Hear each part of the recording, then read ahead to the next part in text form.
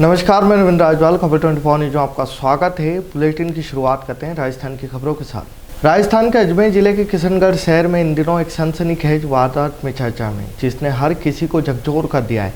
एक पति ने अपनी ही पत्नी की बेरहमी से गला काटकर हत्या कर दी। इस घटना के बाद से ही पूरे शहर में गुस्से का माहौल है। अब इस मामले में एक नया मोड़ आ गया।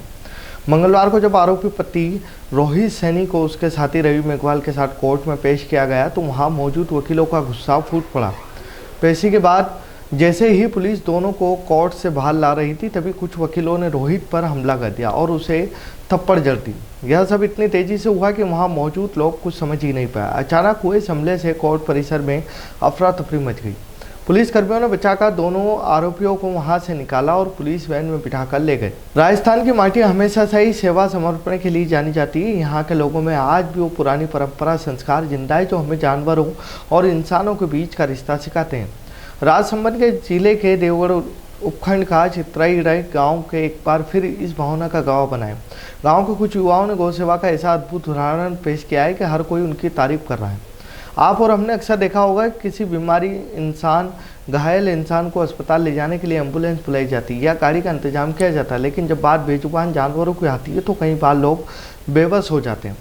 चित्राई गांव के युवा इस मामले में अलग हैं। उनके लिए गौ सेवा केवल एक नारा नहीं बल्कि उनकी जिंदगी का हिस्सा है। राजस्थान के सवाई माधोपुर स्थित राज्य के सबसे बड़े रणथंभौर टाइगर रिजर्व में वन्य जीवों के शिकार से जुड़े मामलों को रोकने के लिए वन विभाग की ओर से एक नई पहल की गई है। इसके तहत रणथंभौर में स्निफर डॉग स्क्वाड की तैनाती की गई है। इससे पहले यहां वन्य जीवों के शिकार को रोकने के लिए शिकार विरोधी केंद्र की स्थापना की गई थी।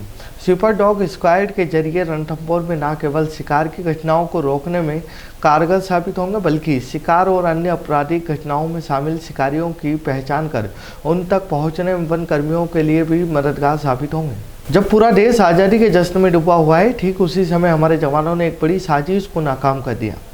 पंजाब पुलिस ने दावा किया है कि उन्होंने पाकिस्तान की खुफिया एजेंसी इंटर सर्विसेज इंटेलिजेंस समर्पित आतंकी संगठन बब्बर खालसा इंटरनेशनल के एक बड़े नेटवर्क का खुलासा किया।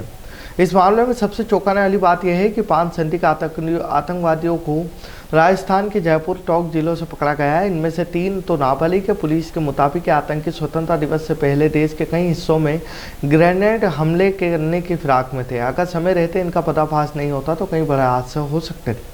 राजस्थान में पिछले कुछ दिनों से कमजोर पड़ चुके मानसून की रफ्तार एक बार फिर बढ़ने वाली है।